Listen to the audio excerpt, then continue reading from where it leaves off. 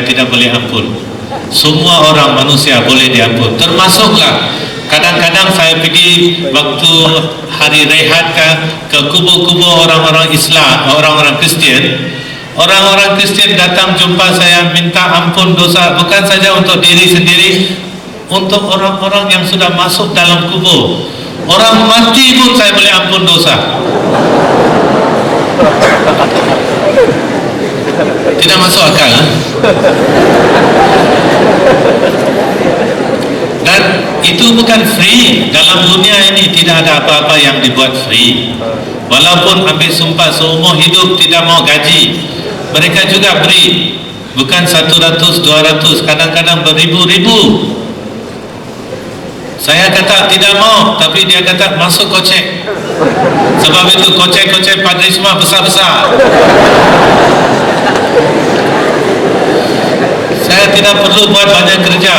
Memang saya tidak pandai kerja dulu.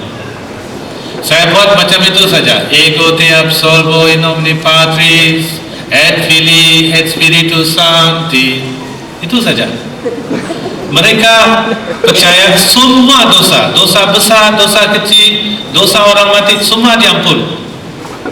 Dan sebagai tanda terima kasih mereka hulurkan wang. Wang itu sebab saya sudah ambil sumpah seumur hidup tidak boleh ada pegang harta, beri kepada superior ataupun orang-orang atasan. Apa dia buat dengan wang saya tidak tahu. Cuma saya dapat cukup makan, cukup minum. Arak tidak boleh diminum.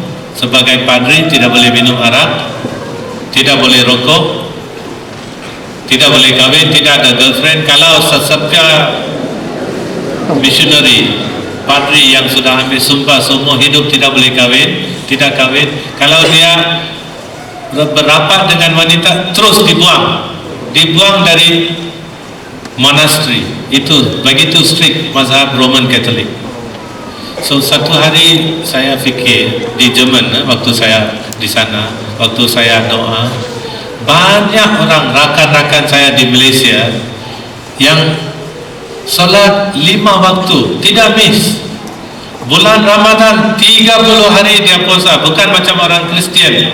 Orang Kristian bila dia puasa, macam contoh, setiap pagi makan 2 keping roti canai dengan 1 teh tarik besar.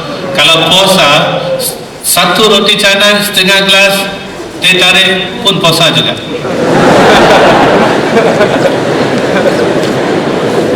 Kalau makan tengah hari 2 tapak nasi kerabu kan di sini orang kata. Kalau makan 2 tapak, saya memang suka nasi kerabu.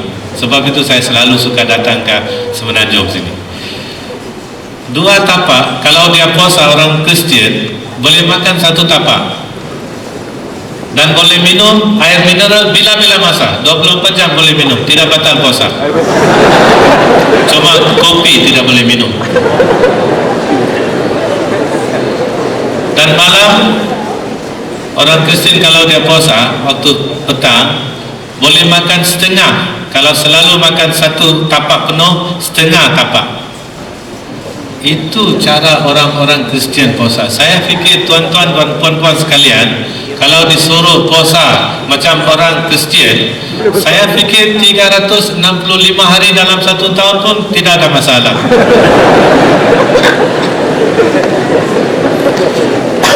So saya pun fikir, macam mana Bible kata mereka ini tidak boleh masuk syurga. Kalau banding dengan saya, mereka lebih semayang, lebih buat amal ibadah, bayar zakat pun ada, fakir miskin dia beri makan. Sebab saya tahu, saya dulu diam di Bukit Mertajam, rakan-rakan sekampung semua orang-orang Islam yang baik. So bila saya pergi jauh ke Kolon, saya selalu ingat orang-orang ini yang pagi-pagi awal bangun semayang, tapi Bible kata mereka tidak dapat masuk syurga. So saya fikir sebagai IFS, macam mana saya boleh bantu mereka? So saya doa setiap malam. Bila padri-padri lain sudah masuk tidur di dalam bilik, saya pergi ke gereja, ke chapel, doa dan minta minta Tuhan tunjuk jalan yang betul. Sebab saya kesian mereka. Saya dapat, insyaAllah saya fikir waktu itu saya dapat kelas pertama. Ini kelas ketiga pun tidak dapat. Ini saya sedih, sangat sedih. Dan saya minta Tuhan tunjuk jalan supaya mereka yang ada di dalam kegelapan. Sebab saya fikir saya ada cahaya, mereka dalam kegelapan. Tunjuk jalan yang betul supaya orang-orang ini yang ada di dalam kegelapan dapatlah cahaya. Kadang-kadang saya, tuan-tuan dan puan-puan sekalian, saya minta Tuhan, saya nangis. Saya betul-betul nangis. Sebab saya fikir saya ada semua yang saya mau, saya sudah ada. Mereka ini semua bagus, orang-orang yang baik. Bukan macam sekarang kami dengar tentang AIDS lah, dada. Dulu-dulu waktu saya duduk di Jerman, tidak pernah dengar tentang penyakit-penyakit itu di kalangan orang-orang Islam, tidak pernah dengar. Ini yang orang yang paling best. Sebab saya pernah pergi 22 negeri, belum pernah saya jumpa manusia yang akhlak tinggi seperti orang-orang Islam. Kalau pergi ke rumah mereka, walaupun dia puasa, kita orang Kristen dulu, saya orang Kristen, pergi rumah dia beri minum walaupun dia puasa. Akhlak cukup tinggi. Saya belum pernah jumpa manusia-manusia macam itu di lain-lain negeri. So saya pun kesian mereka, kenapa tidak dapat masuk surga. So bila saya nangis, minta Tuhan tunjuk mereka jalan. Bukan tunjuk untuk saya minta tunjuk mereka. Sebab mereka di dalam kegelapan. Satu hari saya mimpi, kalau mau bantu mereka mesti mau belajar Islamologi. Teologi, macam-macam teologi sudah belajar. Pastoral theology, fundamental theology, moral theology, canon law, semua sudah. Sekarang saya dapat dalam mimpi, cari apa dia punya ajaran. Cari kelemahan-kelemahan dalam ajaran orang-orang Melayu itu, supaya satu hari nanti boleh bawa mereka ke agama Kristian. Dengan niat